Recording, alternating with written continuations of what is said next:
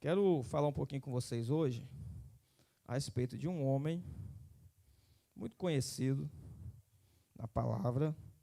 Às vezes ele não é muito lido, né? No Antigo Testamento, às vezes as pessoas fogem um pouquinho. Lá no livro de Samuel, nós vamos ler. Eu quero falar um pouquinho com vocês a respeito de Samuel. O que a vida de Samuel tem a ver com a nossa vida. 1 Samuel, capítulo 1. O que a vida de Samuel tem a ver conosco.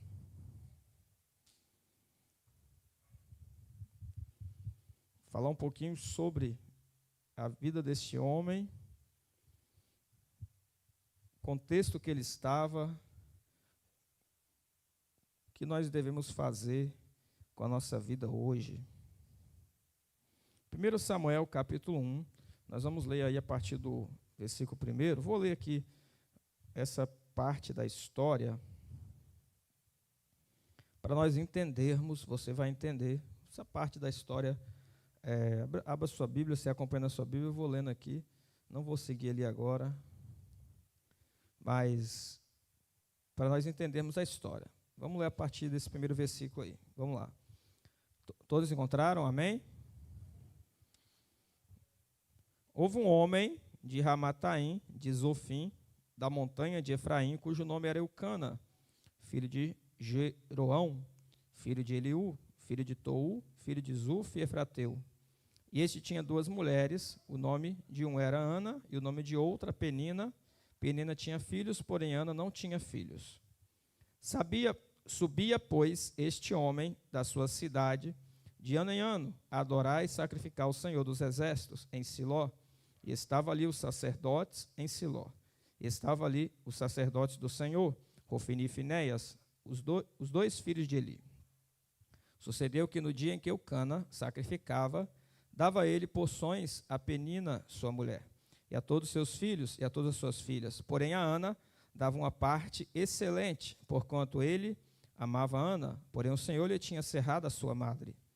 E a sua competidora excessivamente a irritava para embravecer, porquanto o Senhor lhe tinha cerrado a madre. E assim o fazia ele de ano em ano, quando ela subia à casa do Senhor. Assim a outra irritava, pelo que chorava e não comia. Então Eucana, seu marido, lhe disse: Ana, por que choras? E por que não comes? Por que está mal o teu coração? Não te sou eu melhor do que 10 filhos? Então Ana se levantou, depois de comer e beber em Siló, e Eli, o sacerdote, estava sentado numa cadeira junto a um pilar do templo do Senhor. Ela, pois, com amargura de alma, orou ao Senhor e chorou abundantemente. E votou um voto dizendo: Senhor dos exércitos, se benignamente atentares para a aflição da tua serva, e de mim te lembrares, e da tua serva te não esqueceres, mas a tua serva deres um filho varão, ao Senhor darei por todos os dias da sua vida. Sobre a sua cabeça não passará navalha. Sucedeu que, perseverando ela em orar perante o Senhor, Eli fez atenção à sua boca, porquanto Ana no seu coração falava, e só se moviam os seus lábios, porém não se ouvia a sua voz, pelo que Eli a teve por embriagada. E disse Eli: Até quando estarás tu embriagada? Aparta de ti o teu vinho. Porém Ana respondeu e disse: Não, Senhor meu, eu sou uma mulher atribulada de espírito. Nem vinho nem bebida forte tenho bebido, porém tenho derramado a minha alma perante o Senhor. Não tenhas, pois, a tua serva por filha de Belial, porque da multidão dos meus cuidados e do meu desgosto tenho falado até agora. Então respondeu Eli e disse: Vá em paz, e o Deus de Israel te conceda a tua petição que lhe pediste. E disse ela, ache a tua serva graça aos teus olhos. Assim a mulher se foi seu caminho e comeu. E o seu semblante já não era triste. Levantaram-se de madrugada e adoraram perante o Senhor. Voltaram e vieram à sua casa, a Ramá. Eucana conheceu a Ana, sua mulher, e o Senhor se lembrou dela. Sucedeu que, passando algum tempo, Ana concebeu e teve um filho, e chamou o seu nome Samuel, porque dizia ela: o tenho pedido ao Senhor. E subiu aquele homem, Eucana, com toda a sua casa, a sacrificar ao Senhor o sacrifício anual e a cumprir o seu voto. Porém, Ana não subiu, mas disse a seu marido: quando o menino for desmamado, então o levarei para que apareça perante o Senhor e lá fique para sempre. E Eucana, seu marido, lhe disse: faz o que bem te parecer aos teus olhos, fica até que o desmames, tão somente confirme o Senhor a sua palavra. Assim ficou a mulher e deu leite a seu filho até que o desmamou. Havendo-o desmamado, o levou consigo com 3 bezerros, 1 efa de farinha e 1 odre de vinho, e o trouxe à casa do Senhor, a Siló. E era o menino ainda muito criança. E degolaram o bezerro, e assim trouxeram o menino a Eli. E disse ela: ah, meu senhor, viva a tua alma, meu senhor. Eu sou aquela mulher que aqui esteve contigo para orar ao Senhor. Por este menino orava eu, e o Senhor me concedeu a minha petição que eu lhe tinha pedido, pelo que também ao Senhor eu entreguei por todos os dias que viver, pois ao Senhor foi pedido, e ele adorou ali ao Senhor. Amém? Lemos o capítulo todo, né? Às vezes as pessoas não estão acostumadas a ler muito a Bíblia. A gente leu muito rápido, mas quero buscar trazer um entendimento para você aqui a respeito de Samuel, falar um pouquinho também dessa geração e daquilo que Deus chamou a gente para ser, que Deus chamou a gente para fazer nesta obra. A palavra Samuel o nome Samuel, né? É um nome hebraico. E a Bíblia tem muitos nomes gregos e hebraicos, né? Meu nome, Marcos, né, é um nome grego. Mateus é um nome hebraico. Samuel é um nome hebraico. E Samuel, basicamente, vem de uma outra palavra, assim, só para você entender. Samuel vem de uma palavra chamada Shema. Tem até um Shema Israel, no próprio Israel. E significa ouve, né? Ouvido, notícia ou informação, algo bem próximo a isso. E Samuel nada mais é do que ouvido pelo Senhor ou resposta do Senhor. Está relacionado à oração que Ana fez e foi ouvida pelo Senhor. Então, Samuel é uma resposta de oração. Samuel é uma resposta de oração. Mas, dentro dessa perspectiva, e dentro desse texto que nós lemos, quero falar com vocês a respeito do que é Samuel para aquela nação. Então, assim, a gente leu apenas um capítulo, que é o capítulo 1. Se você ler depois todo o livro de Samuel, você verá o contexto da nação de Israel naquele momento. Só fazer um resumo para você. Naquele momento, quem era sacerdote ali, né, era Eli, que era o sumo sacerdote. Ele tinha 2 filhos, o texto que nós lemos, lembra que falou dele, Hofni e Finéias. O sacerdócio, né, ele era passado de geração a geração, dentro da tribo de Levi, no caso, e dentro do chamado de Arão. O primeiro sacerdote foi Arão, irmão de Moisés. Você vê que quando Moisés tirou o povo do Egito, Moisés, ele reclamou com Deus, pediu a Deus alguém para estar com ele, Deus chamou Arão para estar com ele. E teve uma aprovação lá, Deus escolheu Arão como sacerdote, resumindo, né? Tem uma aprovação lá de rebelião, alguns se rebelaram, e Deus escolheu Arão como sacerdote, sumo sacerdote, e de Arão viriam os outros sacerdotes. Eli foi um que veio dessa nação, desse homem, né, dessa geração, e os filhos deles que estavam ali. Mas a nação de Israel estava uma nação corrupta, uma nação corrompida, uma nação que não estava numa frase, não estavam servindo a Deus, buscando a Deus, vivendo o que Deus queria que eles vivessem. Estavam fazendo da forma do jeito deles, das coisas do jeito deles, estavam afastados de Deus completamente. Então, a nação de Israel estava dentro de um contexto, né, de abandono de Deus. A nação de Israel estava dentro de um contexto de abandono de Deus. Então, eu quero, dentro desse contexto, quero falar para você o seguinte. Quero deixar para vocês a resposta, né, que Samuel, quando o nascimento de Samuel, tentar explicar para vocês, o nascimento de Samuel é uma resposta de Deus para aquela nação. O nascimento de Samuel é uma resposta de Deus para a nação de Israel. Tanto que o próprio nome Samuel dá esse entendimento, né? Resposta de Deus, ou ouvido pelo Senhor.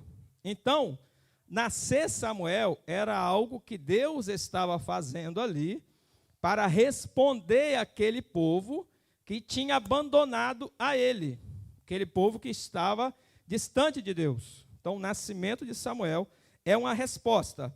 E eu quero falar alguns pontos com vocês aqui. Que resposta é essa? Amém? Deixa eu escrever aqui.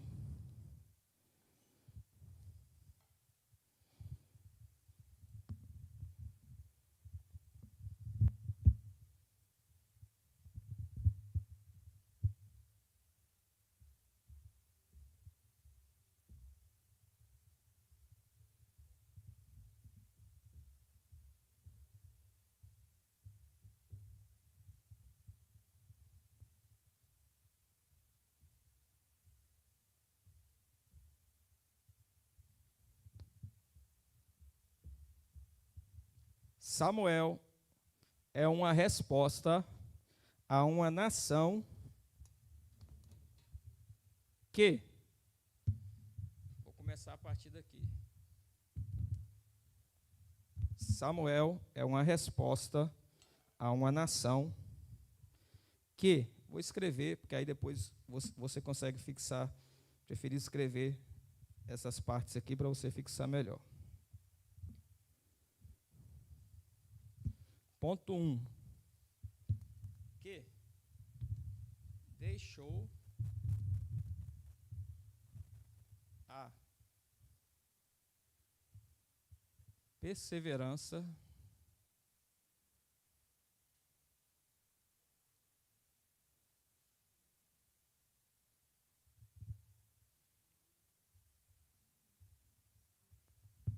em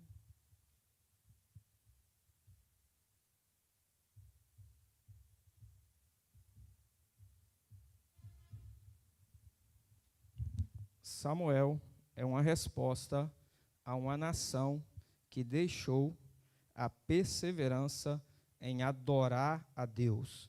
Eu diria que também adorar e buscar a Deus. Você acha que a nação de hoje é uma nação que busca a Deus? Você acha que o povo hoje é um povo que quer saber de Deus? O povo hoje, eles estão interessados em orar, em fazer sacrifícios ao Senhor, obedecer ao Senhor. Observe que, para toda a nação, né, para todo o contexto, Deus precisa usar profetas, homens e mulheres de Deus, para gerar um impacto naquela nação. Para todo o contexto, Deus precisa levantar profetas para impactar a nação. Então, a nação de Israel era uma nação que tinha deixado a adoração. Ou seja, eles não estavam mais preocupados em adorar a Deus e em buscar ao Senhor. Eles estavam preocupados consigo mesmo. Estavam preocupados com a sua própria busca, com o seu eu. E quando nasce Samuel, se você observar, né, quero basear a minha palavra dentro desse capítulo que eu li com vocês. Se você observar, Ana, ela é uma perseverante adoradora de Deus. Ana é uma perseverante, ela vai ao templo, em ano, né, junto com seu esposo, para adorar a Deus, ela não desiste. Ou seja, Deus, ele precisa de pessoas que perseveram na busca e na adoração. Deus precisa de pessoas que perseveram em adorá-lo, independente da dificuldade. A gente está falando aqui em um contexto, né, em que templo, na verdade, o tabernáculo aqui era em um lugar, e a casa de Ana era em um lugar bem distante. Eles tinham que fazer uma caminhada muito longa para chegar lá. A gente hoje mora do lado da igreja. A gente dá 3 passos e está dentro da igreja, né? E qualquer lugar que você for, você encontra uma igreja no bairro. Qualquer bairro que você for, você encontra multidão de igreja. É muito perto, né? É muita facilidade para você encontrar alguém falando de Deus, para você encontrar alguém que está ali falando de Deus, e encontrar um lugar onde você possa adorar a Deus. Agora, veja bem, ali havia uma perseverança de Ana em ir até o templo para poder adorar a Deus, porque ela não desistiria enquanto não recebesse aquilo que estava buscando. Ela estava em busca de um filho, você sabe disso, não é? Não é isso? Ana não estava em busca de um filho? Então ela perseverou para buscar o filho. E às vezes você vai precisar perseverar. E a adoração é um lugar de perseverança. A busca por Deus é um lugar de perseverança. A gente poderia dizer, né? Muitas pessoas buscam a Deus, mas muitas dessas perseveram, muitas dessas não perseveram em buscar a Deus. Elas buscam a Deus por um tempo e logo depois desistem. Vem a dificuldade, vem a luta, vem a tribulação, vem o contexto, vem algo que acontece que faz com que ela venha desistir, deixar de perseverar. Você entende? Agora, observa rapidinho aqui para vocês. Ana buscava por um filho. E ela buscou por um filho. Ela foi no templo, orou, voltou, e nada. Foi, orou, voltou. A gente não sabe quantas vezes ela foi lá. A Bíblia não relata. Mas ela foi muitos anos naquele lugar adorar.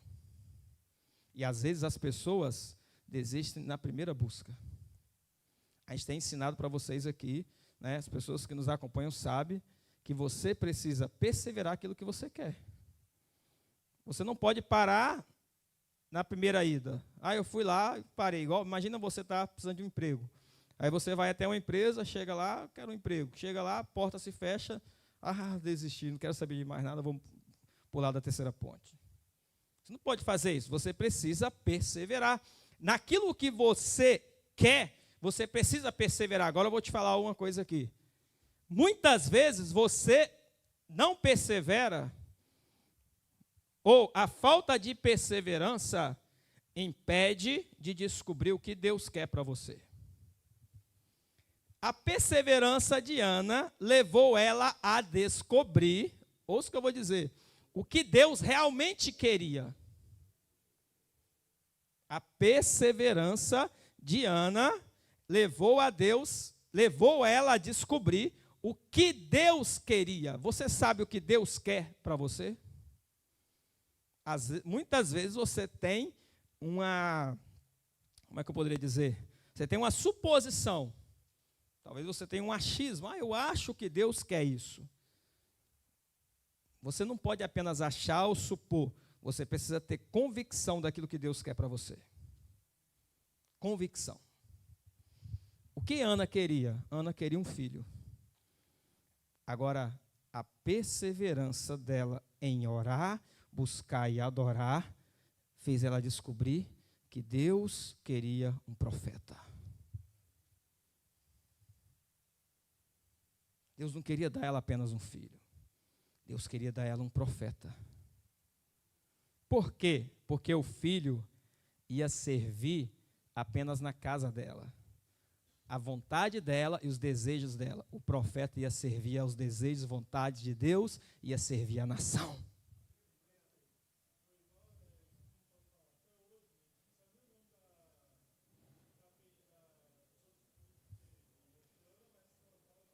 Mas sabe o nome de Samuel. Quer dizer, aquela outra teve muitos filhos, mas nem registrado foi.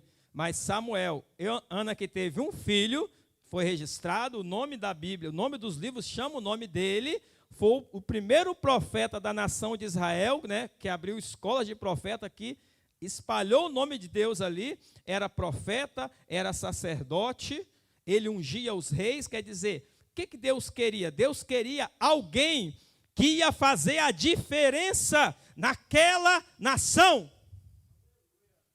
O que Deus está chamando? Deus está chamando pessoas para fazer a diferença no ambiente que estão. Deus está chamando você. Às vezes o seu propósito que você tem é muito pequeno. Você acha, eu quero isso. Mas Deus tem algo maior para você. Porque Deus não é um Deus apenas, regional e local, apesar dele ser. Mas Deus é um Deus de nação. A igreja é uma igreja de nações.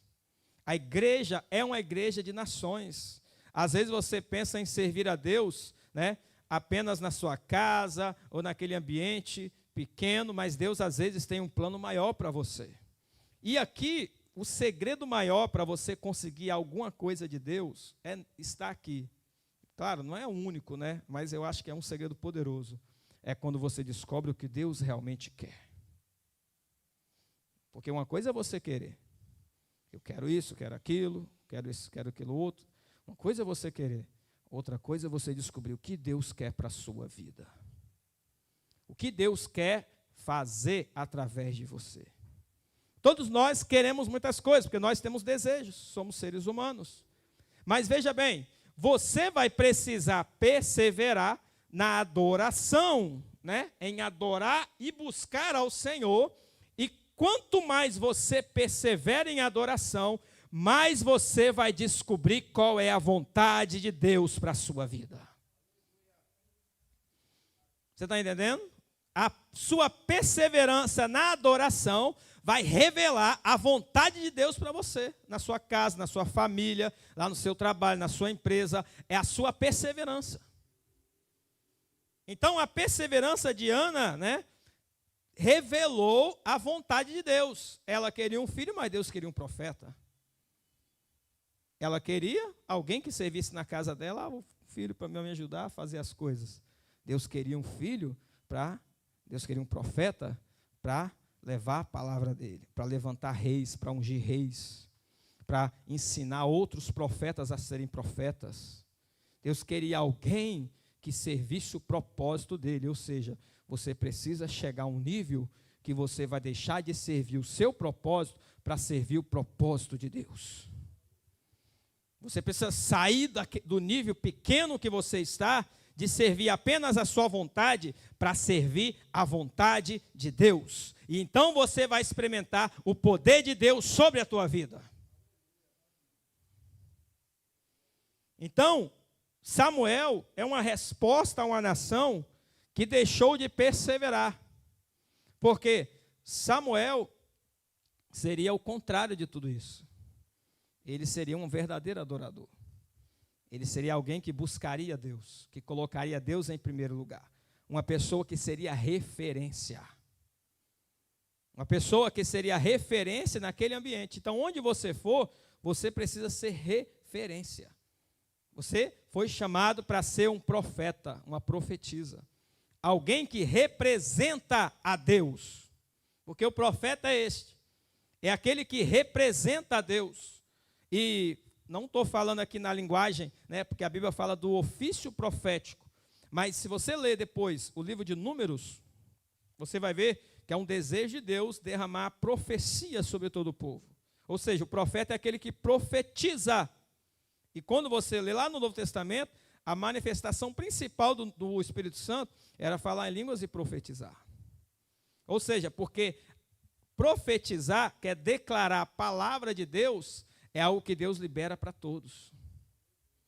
E Deus, ele também quer levantar profetas para ser seus representantes nessa terra. Para ser pessoas de referência nessa terra. Então, Deus precisou colocar Samuel naquele ambiente. Porque aquela nação tinha abandonado isso aqui. E esse Samuel ia restaurar a adoração. Ia restaurar a busca por Deus. E a restaurar.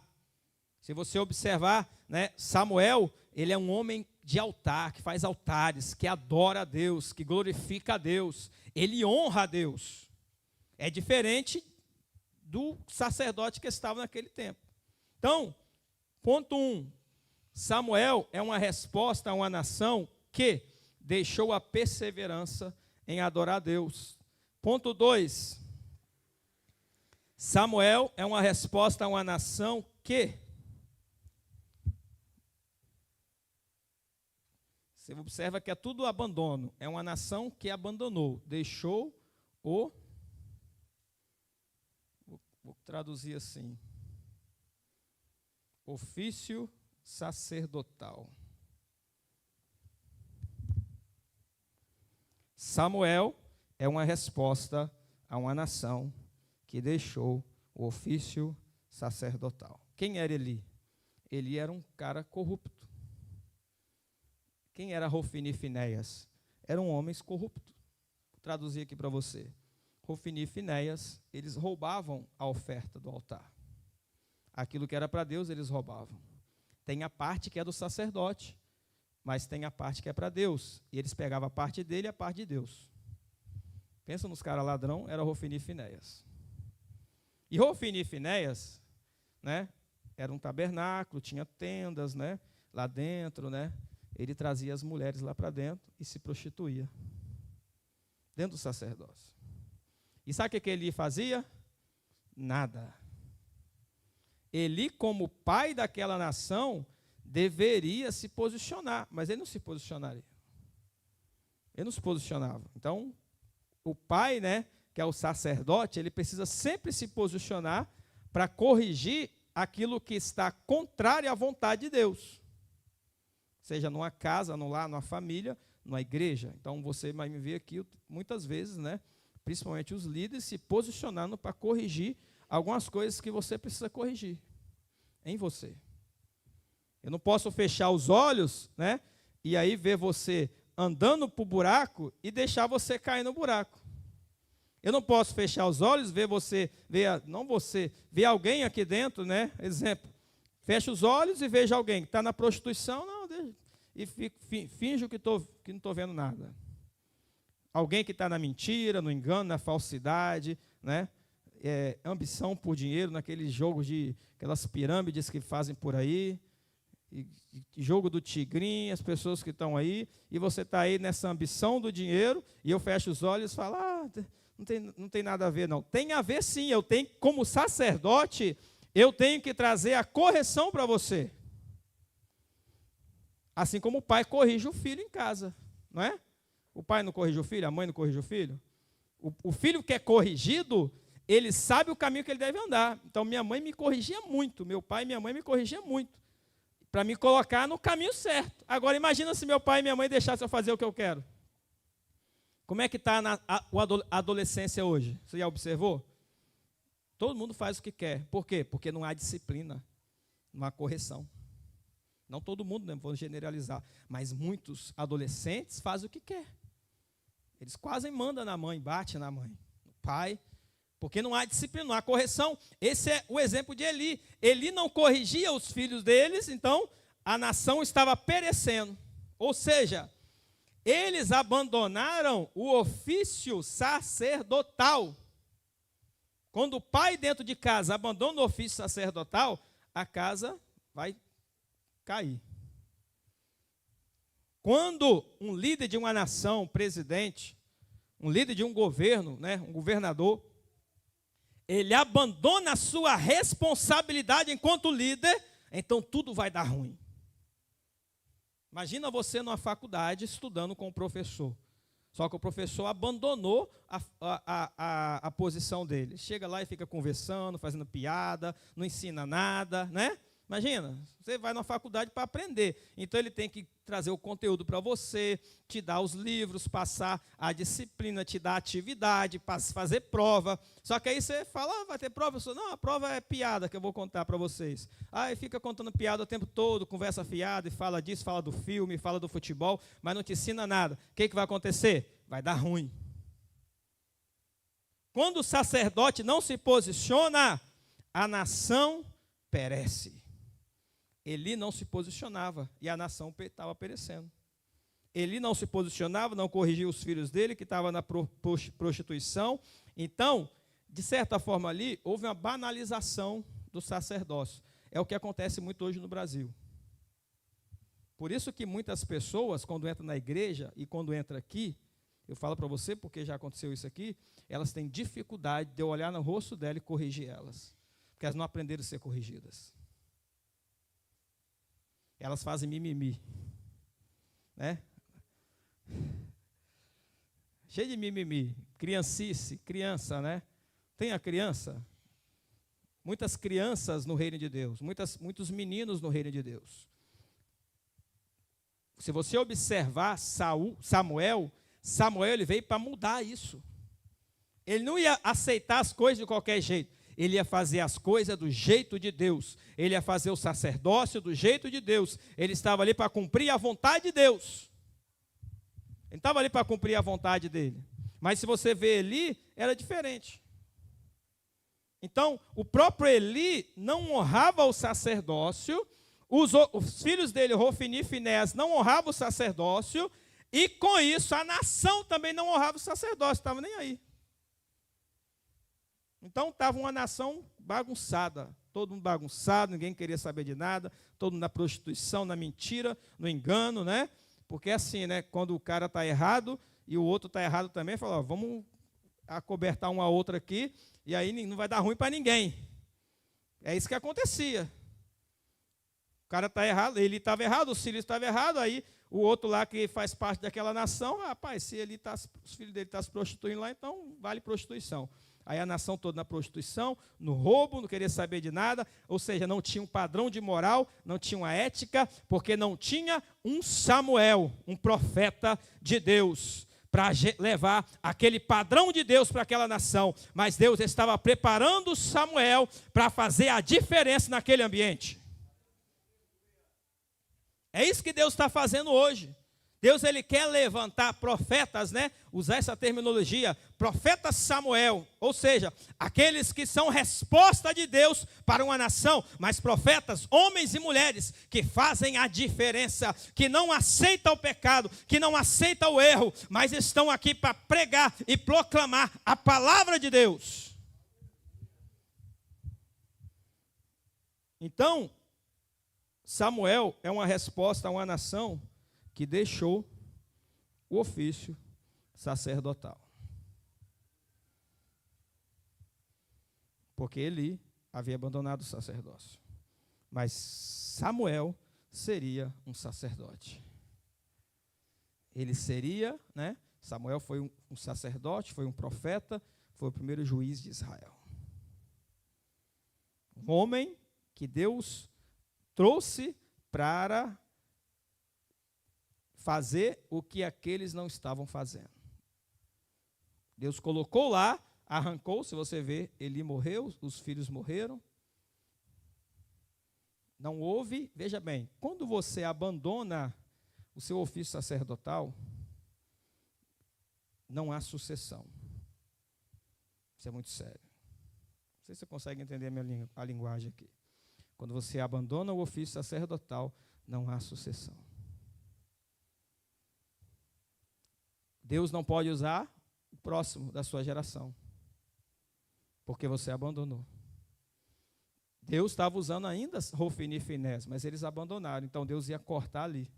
Não haveria mais sucessão àquele sacerdócio. Se observar, o sacerdócio ele é passado de geração a geração.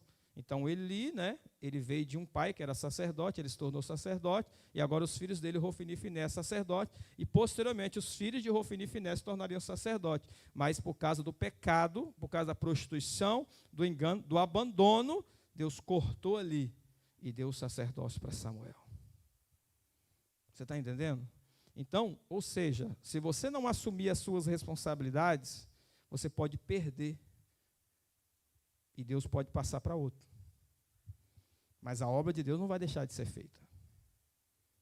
Porque eu vou abandonar as responsabilidades, a obra de Deus vai deixar de ser feita? Não. Ele coloca na mão de outro. Deus sempre tem pessoas aí. Às vezes a gente acha que é o único. Como Elias, que estava lá na caverna. Ah, Deus, só eu que sobrou aqui. Aí Deus olhou para ele, você acha que você é o último biscoito do pacote? Tem mais 7.000 aí, Elias, que não se dobraram o joelho diante de Baal. Tem mais 7.000 aí. Se você parar, tem mais 7.000 na fila aí para ser usado. Você está entendendo?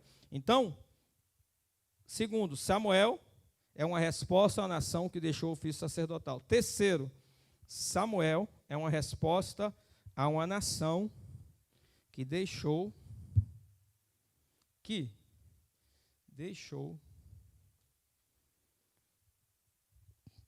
o nazireado. O que isso significa? Deixou a aliança.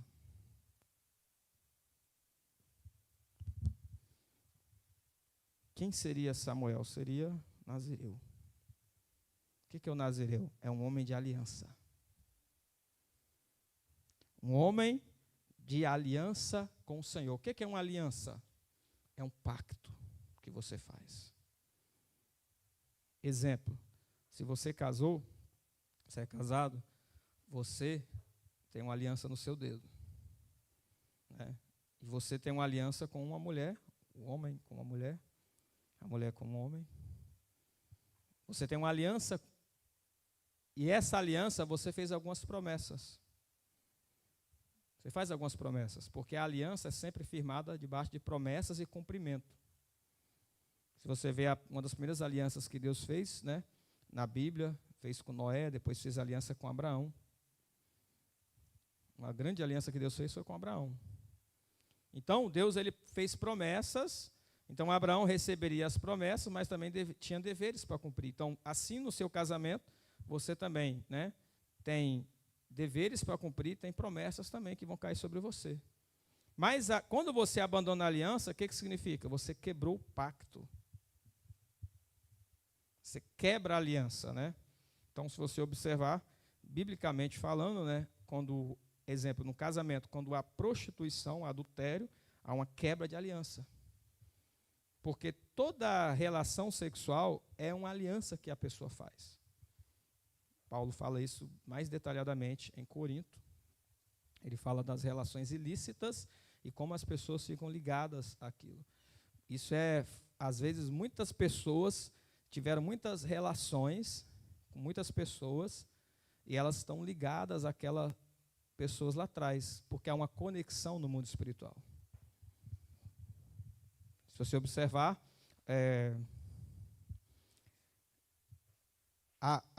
Deus fala muito dessa questão relacionada à prostituição, né? Se você olhar Israel, Deus tem uma aliança com Israel e Deus chama Israel de prostituta. Por quê? Porque eles quebraram a aliança.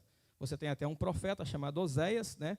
Que ele tem um casamento, Deus fala, vai lá e toma essa mulher que é prostituta e ela é uma adúltera, né? Você vai casar com ela. Deus está fazendo ali uma figura de linguagem, está expressando o adultério de uma nação.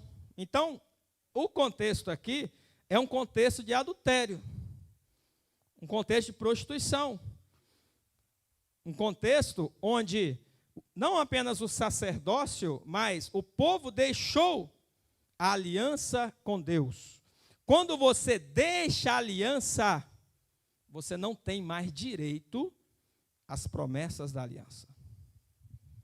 Por isso que muita gente, às vezes, tem muita maldição sobre a vida delas, e quem lança maldição não é o diabo, tá? Não se preocupe, quem lança maldição é Deus. Depois você lê Deuteronômio 28. O diabo não tem poder para fazer nada. O diabo não faz nada. Deus lança maldição. Muitas pessoas estão debaixo de maldição porque quebraram alianças. Toda vez que você quebra a aliança, você entra debaixo de maldição. Maldição está relacionada à iniquidade. Não vou entrar nesse detalhe aqui, mas está relacionada à iniquidade, a pecados. Se você olhar em Deuteronômio, as maldições vêm por causa dos pecados da desobediência. Deus fala assim, se vocês obedecerem a minha palavra, tal, essas bênçãos virão sobre ti. E aí Deus dá uma lista de bênçãos, 15 versículos falando sobre bênção. E ele fala, se vocês desobedecerem a minha palavra, essas maldições virão sobre ti. Eu vou lançar sobre vocês isso, vou fazer aquilo. É mais de 50 versículos falando sobre maldição. Deuteronômio 28. Veja bem, então, toda quebra de aliança faz com que você perca o direito daquela aliança. Muitas pessoas quebram a aliança e elas acham que ainda tem direito à aliança, mas não tem mais. Quebrou a aliança. Eli quebrou a aliança, Ofni e Finéias quebrou a aliança, a nação de Israel quebraram a aliança. Então, eles perderam o direito Então, o direito, exemplo, Deus vai dar proteção, perder o direito. Deus vai dar vida, perder o direito. Deus vai guardar, perder o direito. Deus vai abençoar os filhos, perder o direito. Deus vai abençoar a terra para fazer a terra frutífera, multiplicar, né, os produtos do campo, perder o direito. Deus vai liberar a bênção sobre a nação que está debaixo de aliança. Quebrou a aliança, perdeu o direito. Toda quebra de aliança faz perder o direito. Então, por que Deus precisava de Samuel? Para restaurar a aliança. Deus estava chamando Samuel para restaurar o nazireado. Deus quer pessoas que tenham aliança com Ele. Deus chama pessoas de aliança. Deus chama pessoas que querem estar debaixo desta aliança, ou seja, tem deveres a cumprir para que você desfrute das promessas que são liberadas pela aliança que você está. Você não vê aí, quando, não sei se você já viu, tem uma história. Eu assistia isso quando eu era adolescente ainda, né? Uns tempos que eu fiquei assistindo, Chapolin, Chaves, talvez os meninos já até conhecem. Tem um episódio do Chapolin, eu acho que é do Chapolin, que aí está lá o Seu Madruga como Mefistófeles, que é um diabo. E o Chaves, né, é um cara lá que quer ganhar o coração da mulher e tal. Só que o diabo lá aparece para ele, que é o Mefistófeles. Tem isso aí eles pegaram essa história, mas esse espírito existe. É real. E aí, você quer o coração da mulher? Quero. Mas você vai ter que assinar esse papel aqui. Aí dá o papel para ele assinar. O papel é a aliança. Você não assinou o papel, o contrato lá, você não vai no casamento, no cartório não assina? Então, aí, não, ele queria tanto, né, aquela mulher, que ele queria ela para ficar com ele, que ele assinou o papel. Só que no papel estava escrito, a sua vida é minha. Você acha que os bruxos, como é que ele tem poder? Como que os bruxos têm poder? Às vezes as pessoas aqui, elas estão meio por fora, né? Agora, igual, no Brasil, a bruxaria ainda, dependendo do lugar, ainda é leve. Mas na África, a bruxaria é pesada. Os bruxos, eles usam tanto o poder do diabo, que eles têm poder, entre aspas, né? De se desmaterializar, de sumir de um lugar e aparecer no outro. É coisa que você nunca viu. O profeta Tony Calado fala uma vez que ele estava pregando, né, lá, ele é lá da Angola, Ele estava pregando, orando sobre libertação, e uma mulher caiu do telhado, nua. Quem era aquela mulher? Era uma bruxa que estava passando naquele momento voando. Estava fazendo uma viagem astral, que é a linguagem, né? E caiu lá, na igreja dele. Real. Você está entendendo? Mas para ela fazer aquilo, o que ela precisou fazer? O diabo apareceu para ela, ela foi em algum lugar, em algum centro de bruxaria, com algum outro bruxo maior do que ela, e fez um pacto, fez uma aliança.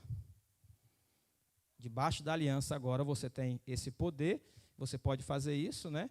Mas eu quero algo em troca. O que o diabo quer em troca? A vida.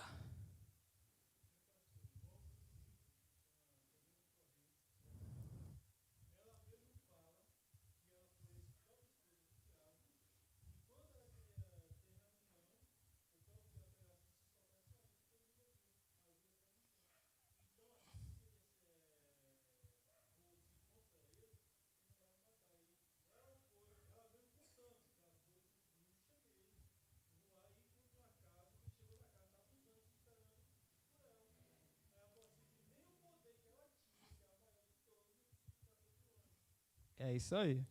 Isso aí. E tem muitos testemunhos assim, né? Muitos testemunhos assim. O Carlos Ribas, eu acho que é ele, né? Que também ele foi um bruxo. Ele estava apaixonado por uma moça, resumindo a história, né?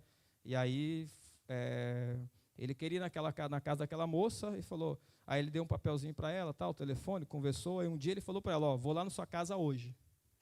Ele falou, deixa jeito com ela. Aí ele mesmo, homem, né? Só que o diabo que acompanhava ele, o demônio que acompanhava, estava do lado dele. E ele foi, tal. Só que ele foi Em viagem astral. Porque ele estava na casa dele, mas ele ia na casa dela.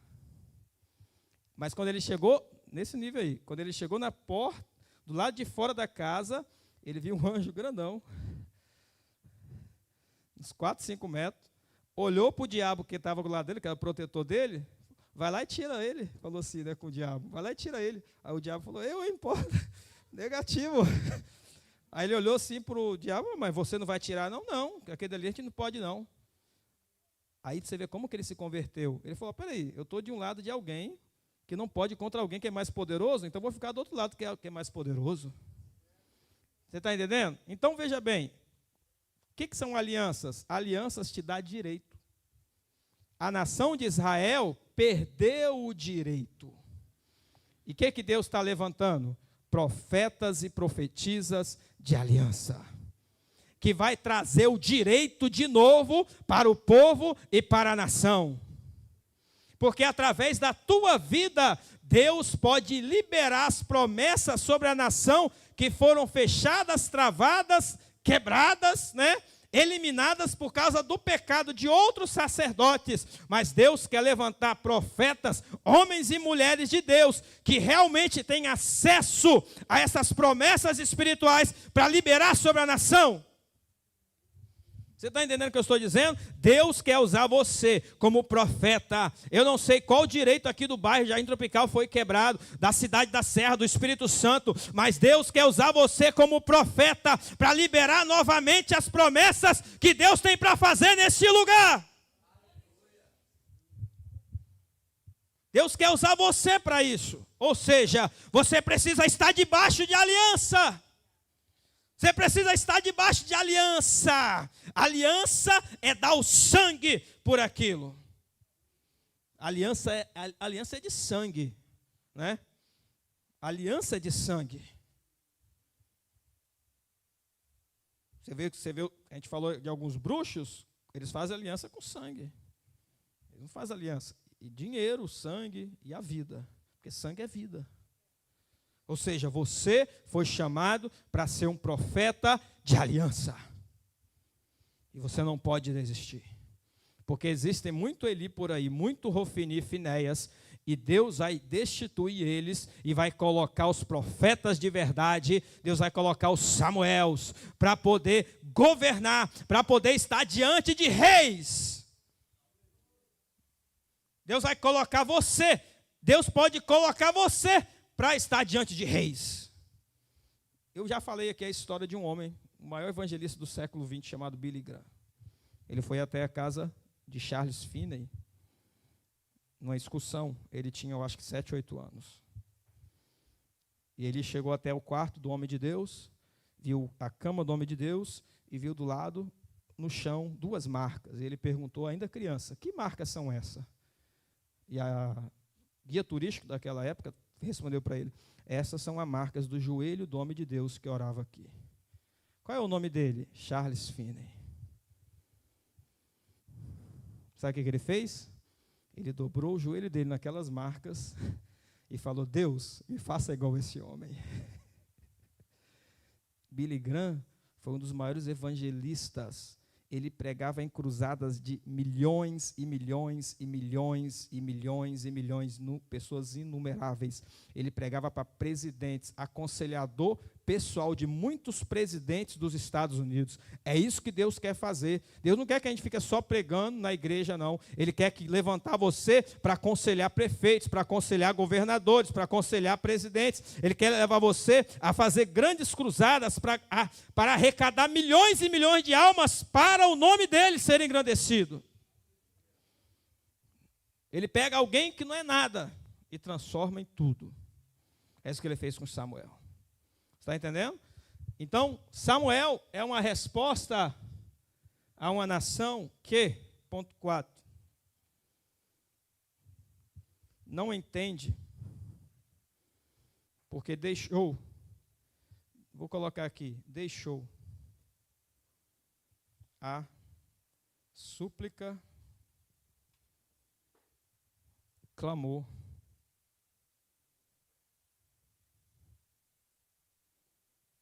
o clamor e o choro. O que Ana estava fazendo? Ana estava suplicando, clamando e chorando. Samuel é uma resposta a uma nação que deixou a suplicar, né? Suplicar, ou deixar a súplica melhor. Deixou a súplica, deixou o clamor e deixou o choro. Quando você, diante de Deus, não consegue mais viver uma vida de súplica, uma vida de clamor e de choro, você pode dar uma avaliada na sua vida. Talvez você esteja na mesma condição que Eli, Hofni e Finéias. Quando a mensagem não gera mais impacto, o louvor não gera mais impacto, quando você não chora, quando você não tem prazer, sabe? Quando você perde a essência, perde o desejo. A nação não sabia mais o que era súplica. A nação não sabia, porque a nação tinha deixado a súplica, tinha deixado o clamor e deixado o choro. Você observa que Samuel, Ana, lá no templo, ela está chorando, suplicando e clamando. E Eli olha para ela como uma embriagada. Ele, como homem de Deus, deveria olhar para ela e falar, essa mulher está orando. Ela está mexendo a boca, ela está orando. Mas olha como chega o nível de abandono de Deus, que o homem não consegue identificar uma mulher que está suplicando, chorando e clamando. Ou seja, é uma nação que não entende, vou traduzir para você aqui, é uma nação que não entende as coisas espirituais. Ela não entende o reino de Deus. Ela entende religiosidade, mas não do reino de Deus. Ela entende o que é ser religioso. Eli estava no templo, ele era religioso, mas ele não entende súplica, não entende clamor, não entende de choro. O que Deus está fazendo? Deus está levantando Samuel para restaurar a súplica, para restaurar o clamor, para restaurar o choro. A Bíblia diz, 1 Crônicas 7,14, se o meu povo, que se chama pelo meu nome, se humilhar. Né? Se humilhar. Mais o quê? E orar. E mais o quê? Deixar, se arrepender dos seus caminhos, buscar a minha face, eis que eu ouvirei do céu e sararei. Deus está sarando a nação e está trazendo um homem de súplica, um homem de clamor, um homem de choro. Deus quer profetas, profetisas que choram diante do altar. Deus quer profetas, profetisas que clamam. Deus quer profetas e profetisas que suplicam, que entendem as coisas espirituais, não como Eli, que via Ana chorando e não entendia nada.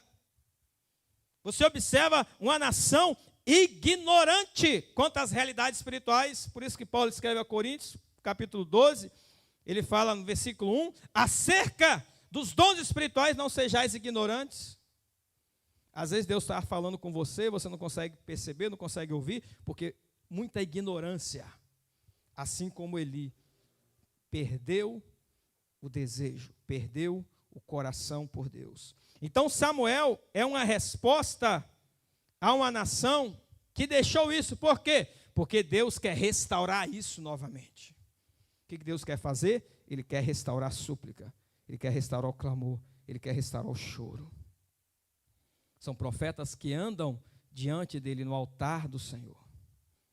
São profetas que entendem, né, como que Deus está. Como está o coração de Deus? Como que Deus está sentindo? É o sentimento de Deus. O sentimento de Deus é sentir o que Deus está sentindo. Ou seja, este povo aqui, no caso Eli, Hofni, Finéias, aquele povo, perdeu a sensibilidade. Sabe como uma pessoa insensível, que não chora mais, não tem insensibilidade? A insensibilidade E Deus, ele quer fazer o quê? Ele quer colocar em nós, profetas, homens e mulheres, sensibilidade para as coisas espirituais. Sensibilidade para as coisas espirituais. Agora, ponto 5. Samuel é uma resposta a uma nação que deixou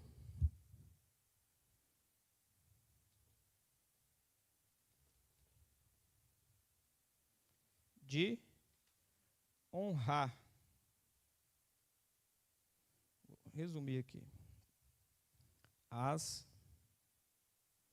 autoridades.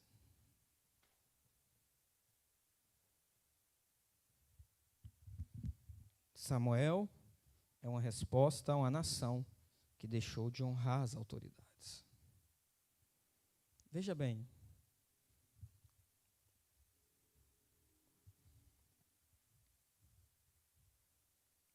Autoridades, está certo. Você observa que Ana, quando ela é retrucada por Eli, né? Ela é repreendida por ele. Ela é repreendida por ele, Eli chega para ela, você está embriagada. Qual é a posição de Ana?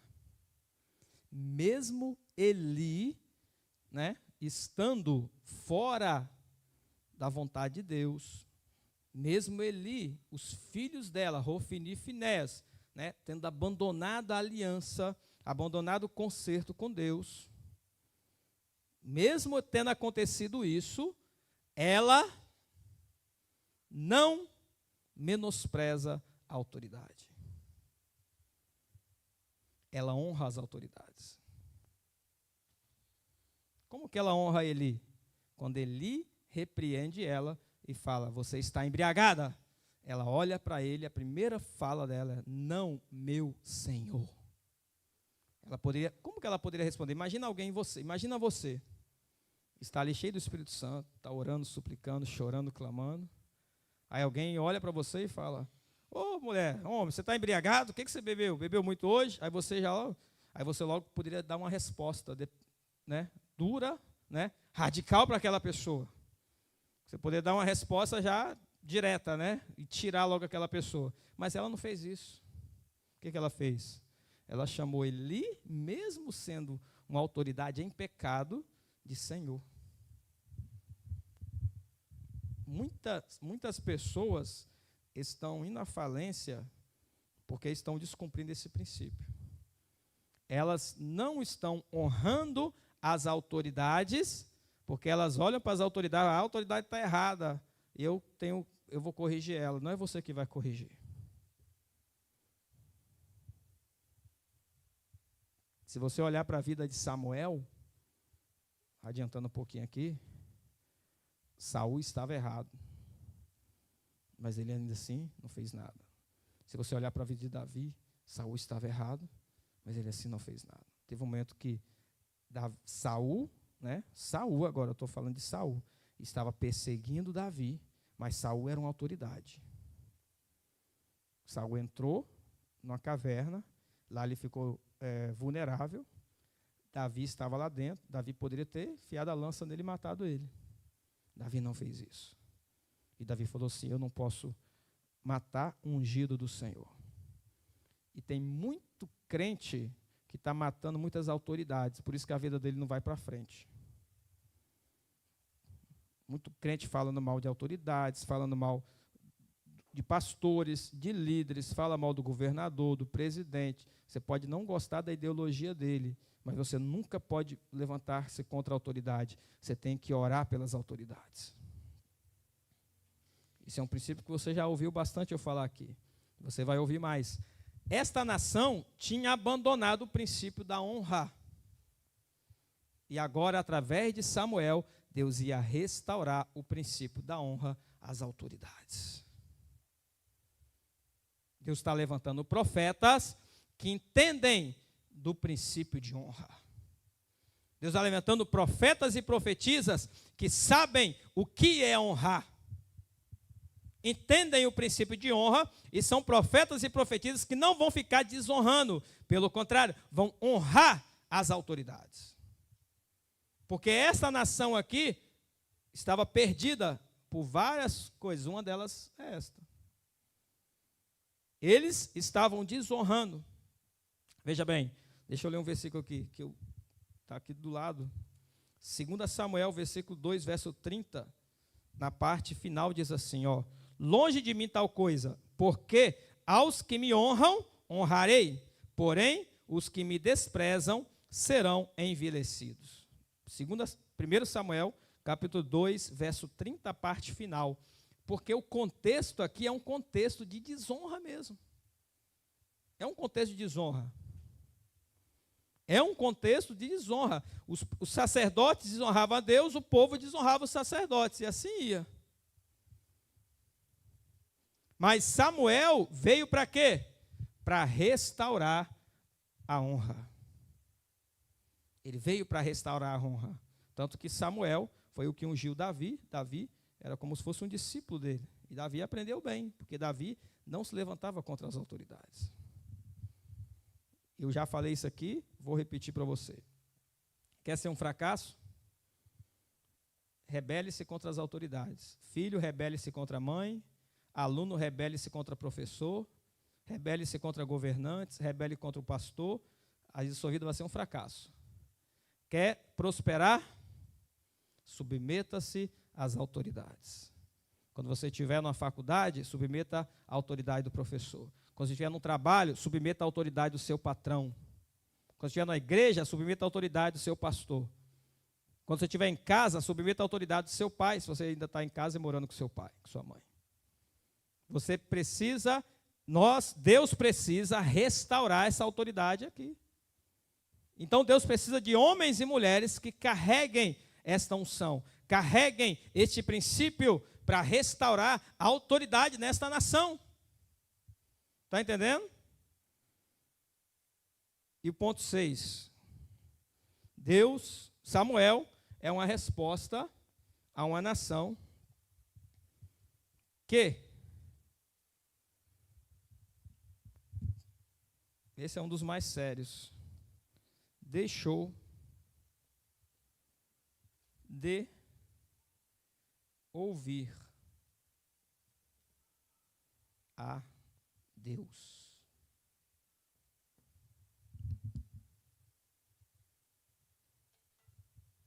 Deixa eu ler um versículo para você. 1 Samuel, capítulo 3, verso 1 diz assim: e o mancebo Samuel servia ao Senhor perante Eli. Olha o que diz. E a palavra do Senhor era muito valia naqueles dias. Não havia visão manifesta. O que ele está dizendo? A palavra do Senhor era escassa. Por que era escassa? Porque esta nação, esses sacerdotes, esse povo, deixaram de ouvir a Deus. Quando você deixa de ouvir a Deus, a sua vida vai para o brejo. Muita gente fala, eu amo a Deus, mas elas não obedecem o que Deus fala para elas fazerem. Muitas pessoas falam que amam a Deus. Você pode perguntar um por um e sair na rua perguntando, você ama a Deus? Todos amam a Deus. Mas eles seguem sua própria vida, eles não ouvem a Deus. Eles não obedecem a Deus, porque ouvir a Deus está ligado a obedecer. Veja bem, eles não tinham mais a voz de Deus lá. Então Samuel tinha que se levantar para ser a voz de Deus naquela nação. Eles não tinham mais a voz de Deus. Eu já falei aqui, volto a repetir para você, outro momento eu já falei isso. A maior maldição de uma terra, a maior maldição de uma nação é a ausência da voz de Deus. Porque a voz de Deus é que dá direção. Jesus falou, eu vou enviar o Espírito Santo. Ele vai guiar vocês a toda a verdade. Ele vai ensinar vocês tudo que eu falei, tudo que eu vivi. Ele vai ensinar vocês as coisas do porvir. Ou seja, ele é a voz de Deus que vai vir te dar direção, instrução, sabedoria, entendimento. Vai te falar o que você tem que fazer. Mas muitas pessoas deixaram de ouvir a Deus, assim como aconteceu naquela época. Samuel é uma resposta a uma nação que deixou de ouvir a Deus. Você está entendendo? Olha só, deixa eu resumir aqui para vocês, para nós encerrarmos aqui. Ao enviar Samuel, Deus estava dizendo à nação 3 coisas. Eu ainda sou autoridade em Israel. Primeira. Segunda, eu ainda falo, dou direções, ouço em Israel. Terceiro, eu ainda tenho profetas em Israel. Você está entendendo? Deus estava dizendo, eu ainda sou autoridade, eu ainda falo, eu ainda tenho profetas. E o que Deus quer fazer conosco? Ele quer que nós sejamos profetas dessa nação. Como que está o bairro Jardim Tropical? Como que está a Serra? Está bem? Como que está o Espírito Santo? Como que está a nação brasileira? O povo está servindo a Deus? Está desfrutando das bênçãos, prosperidade, da vida espiritual? Provavelmente não, que você tem mais pessoas com depressão, ansiedade, morte, acidentes, né? Assassinatos, filhos contra pais, pais contra filhos, e aí vai, muita desobediência, muita rebeldia, muita mentira, falsidade, muita prostituição. Você vê que hoje é uma era de prostituição. Não vou entrar nesse detalhe, mas por que uma era de prostituição? Porque o diabo ele precisa fazer o povo se prostituir, porque através da prostituição eles fazem alianças, pactos satânicos. Então, eles quebram a aliança com Deus e recebem a promessa, né, daqueles pactos, que são coisas negativas e ruins, só desgraça, enfermidades, doenças e morte. Toda aliança com qualquer outra coisa, menos com Deus, só vai gerar morte. O próprio Jesus ele falou que ele era o bom pastor. E o bom pastor dava a vida pelas ovelhas, né? Em João 10. E ele fala do ladrão, que o ladrão não vem senão para matar, roubar e destruir. Ou seja, toda aliança fora da aliança de Deus, ela só vai gerar morte, destruição e roubo. Ou seja, vai roubar a tua vida, vai roubar a tua saúde, vai roubar as tuas finanças, vai destruir tua vida, destruir sua família, sua casa, seu casamento, destruir sua empresa, seu emprego, destruir suas finanças, destruir tudo. Porque é isso que o diabo faz. Mas quando você está debaixo da aliança de Deus, então você recebe a vida de Deus. Então, o que Deus quer fazer? Ele está levantando profetas. Você quer ser um profeta? Você é um profeta? Se você não é, é hora de você se posicionar como um. O que Deus quer fazer? Ele está levantando profetas. Me ajuda aqui, Daniel, para nós encerrarmos. Eu quero orar. O que Deus quer levantar hoje? Deus ele quer levantar profetas, homens e mulheres, que fazem tudo o contrário que a nação aqui fez. Eles deixaram a adoração, nós vamos adorar. Eles deixaram o ofício sacerdotal, nós vamos elevar o ofício sacerdotal. Eles deixaram a aliança, nós vamos manter a aliança. Eles deixaram de suplicar, de clamar, deixaram de chorar, mas nós vamos suplicar, nós vamos clamar, nós vamos chorar, nós vamos ser sensíveis. Eles deixaram de honrar, mas nós vamos honrar. Eles deixaram de ouvir a Deus, obedecer a Deus, mas nós vamos ouvir a Deus, vamos obedecer a Deus. O que Deus espera de você como profeta? Que você persevere e busque ao Senhor. Buscai ao Senhor enquanto há tempo, enquanto está perto. Né? Você deve buscar o Senhor, você deve buscar o reino de Deus em primeiro lugar, a sua justiça. Ele espera de pessoas que busquem a Ele. Ele espera que você venha honrar o ofício sacerdotal. Ele espera que você venha manter uma aliança com Ele. Ele espera que você entenda das realidades espirituais, que a sua vida seja uma vida sensível, você suplique, chore, você clame, você sinta a presença dEle. Ele espera que você pratique o princípio da honra, e Ele espera que você ouça as direções que Ele tem para você. Obedeça às direções.